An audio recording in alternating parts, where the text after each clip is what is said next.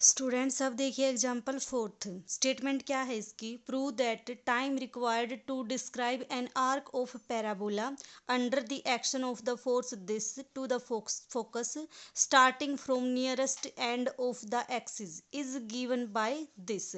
आपको क्या find out करना है कि पैराबोला की कोई आर्क को डिस्क्राइब करने के लिए सेंटर ऑफ फोर्स कितना है आपके पास, म्यू यू स्क्वायर। तो इस आर्क को डिस्क्राइब करने के लिए आपके पास कितना टाइम पीरियड लगेगा, वो टाइम पीरियड आपका ये लगेगा, आपको ये शो करना है। ठीक है, किसकी रिक्वायरमेंट है आपको, टाइम की, मीन्स टी की रिक्वायरमेंट है। तो कैसे करोगे आप इसको सोल्व, देखो ये जो आपके पास आर्क है वो किसकी है, पैराबोला की। और पैराबोला की आपके पास इक्वेशन क्या होती है, l by r is equal to 1 + e cos theta, जहाँ पे ई कितना होता है आपके पास 1, ई का मतलब इसेंट्रिसिटी, एल कितनी होती है आपके पास 2a, 2a क्या होती है आपके पास, सेमी लेटस रेक्टम।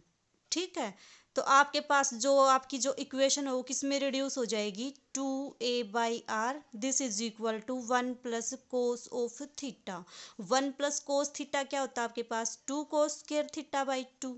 ठीक है, तो यहाँ से आपके पास r की वैल्यू कितनी आ जाएगी, r को उधर लेके जाओगे, 2 से आपका 2 कैंसिल, तो आपका ये आ जाएगा a/कोस स्क्वायर थीटा/2।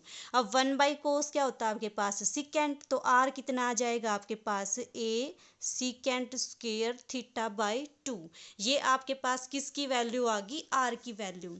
अब आपके पास जो सेंट्रल ऑर्बिट की इक्वेशन होती है पोलर फॉर्म में, वो क्या होती है, d2u/d theta square plus u is equal to f/h² ठीक है, f की वैल्यू कितनी है आपके पास, म्यू यू स्क्वायर, कर दो वैल्यू पुट, कितना आएगा आपके पास, mu u square divided by h square u square. तो ये कितना आ जाएगा आपके पास, म्यू बाई एच स्क्वायर। ठीक है, यू कितना है आपके पास, आर की वैल्यू अगर आपके पास ये है तो यू कितना आ जाएगा, देखो u क्या होता है आपके पास, u is equal to 1/r, और 1/r यहाँ से कितना है आपके पास, this is equal to 1 + cos theta divided by 2a। 1/r की वैल्यू कितनी है आपके पास, ये है आपकी वैल्यू।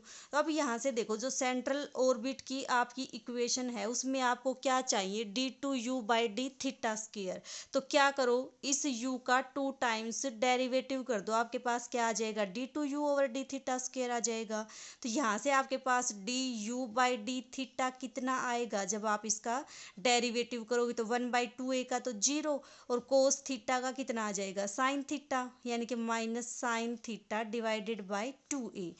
इसका 2 टाइम्स डेरिवेटिव करोगे वो कितना आ जाएगा, minus as it is sine theta का कोस थीटा, और 2a आपका एज इट इज। ये सारी वैल्यूज क्या करो, इस इक्वेशन में पुट कर दो, कितना आएगा आपके पास, देखो minus cos theta by 2a, ये तो आपके पास d2u/d थीटा स्क्वायर की वैल्यू, प्लस u कितना है आपके पास, 1 + cos theta divided by 2a, this is equal to कितना है, म्यू बाई एच स्क्वायर। ठीक है, अब देखो cos theta by 2a, cos theta by 2a दोनों क्या हो जाएंगे, कैंसिल हो जाएंगे, तो आपके पास क्या बचेगा, 1/2a is equal to mu by h square. ठीक है, यहाँ से h की वैल्यू कितनी आ जाएगी आपके पास, √2a म्यू। ये आपके पास किसकी वैल्यू आ गई, h की वैल्यू आ गई।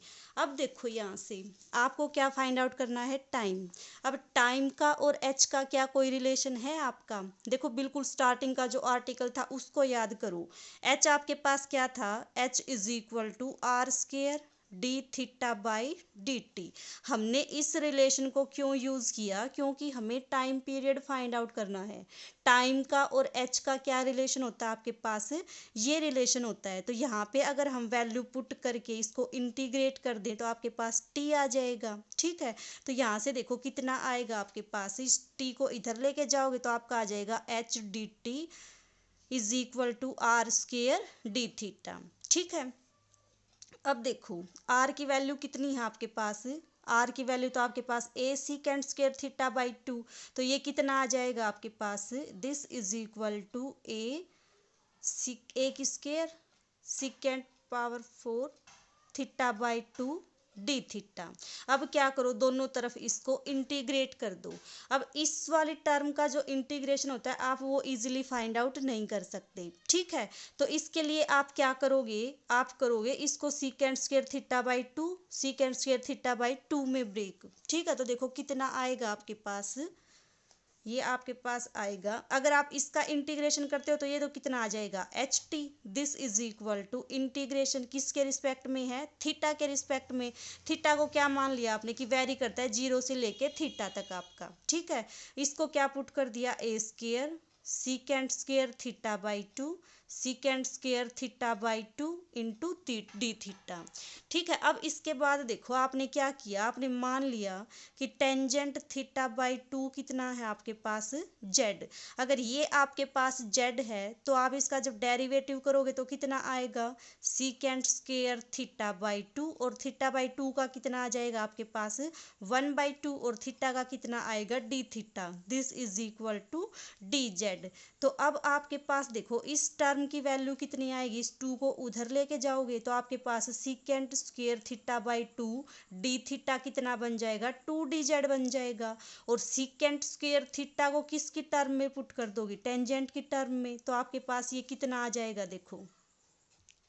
तो ये आपके पास रिड्यूस होके कितना आएगा, h t is equal to integration. अब लिमिट ऑफ इंटीग्रेशन भी चेंज होंगी। अगर थीटा आपके पास 0 है तो जेड कितना आ जाएगा, 0 आ जाएगा। तो लोअर लिमिट आ गई आपकी 0। जब थीटा आपका थीटा है तो जेड की वैल्यू कितनी आ जाएगी आपके पास, टेंजेंट थीटा बाई 2, ठीक है। A square as it is, secant square theta को क्या लिख सकते हो आप, सीकेंड स्क्वायर थीटा को लिख सकते हो आप 1 plus tangent square theta by 2, ठीक है। और आपका इसकी वैल्यू कितनी आ गई थी 2 इंटू डी जेड, ठीक है। अब देखो टेंजेंट स्क्वायर थीटा बाई 2 को तो क्या पुट कर रखा है आपने, जेड पुट कर रखा है, तो कर दो इसकी वैल्यू पुट, कितना आएगा integration 0 tangent theta by 2, A square constant है बाहर निकाल दो, ये कितना आ जाएगा आपके पास 1 plus z square into 2 D Z. 2 को भी बाहर निकाल दो, कितना आ जाएगा आपके पास 2a square integration 0 to tangent theta by 2 1 plus z square और आपका डी जेड। अब आपका ये सिंपल इंटीग्रेशन में चेंज हो गया, क्या करोगे अब इसका इंटीग्रेशन कर दो, कितना आ जाएगा h t is equal to 2a square 1 का integration z z cube by 3 और लिमिट क्या आएगी 0 से लेके टेंजेंट थीटा बाई 2, कर दो वैल्यू पुट, कितना आ जाएगा आपके पास 2a square into tangent theta by 2 plus 1/3 tangent cube आ जाएगा यहाँ पे, टेंजेंट क्यूब थीटा बाई 2। अब क्या करो इसको सोल्व कर लो, आपको तो क्या चाहिए t की वैल्यू चाहिए, तो h को क्या करो इधर शिफ्ट कर दो। तो t आपके पास कितना आ जाएगा 2a square by h into tangent theta by 2 plus 1/3 tangent cube theta by 2। अब h की वैल्यू कितनी थी आपके पास, h की वैल्यू थी आपके पास अंडर रूट 2a म्यू, कर दो वैल्यू पुट, कितना आ जाएगा आपके पास 2a square upon under root 2a mu. और ये आपका as it is tangent theta by 2 plus 1/3 tangent cube theta by 2। अब देखो ये 2 एक आपका अंडर रूट में 2, तो आपका अंडर रूट का 2 बच जाएगा यहाँ पे, तो ये आपके पास कितना आ जाएगा देखो, ये आपके पास आ जाएगा अंडर रूट 2, ये a की पावर 1/2, ये 2 पावर ये, तो आपके पास क्या बच जाएगी a की पावर 3/2 अपॉन क्या बचेगा अंडर रूट म्यू, और ये फैक्टर आपका एज इट इज। अब देखो इसको कैसे अरेंज कर सकते हो, सब की पावर 1/2 कॉमन है तो रूट को निकाल दो बाहर, ये आपके पास 2 आ जाएगा, ये आपके पास a क्यूब बच जाएगा और ये आपके पास म्यू, और ये आपका आ गया tangent theta by 2 plus 1/3 tangent cube theta by 2। यही आपको क्या करना था, फाइंड आउट करना था कि जो भी आपके पास टाइम पीरियड आएगा वो कितना आएगा आपका, ये आएगा, ठीक है। तो h का वो रिलेशन हमने क्यों यूज़ किया, h is equal to r square d theta by d t, क्योंकि हमें टाइम चाहिए था और h की वैल्यू हमने निकाल दी, तो इसलिए हमने h का वो रिलेशन यूज़ किया जो टाइम के साथ था, ताकि हमारे पास क्या आ जाए, टाइम की वैल्यू आ जाए, इसलिए।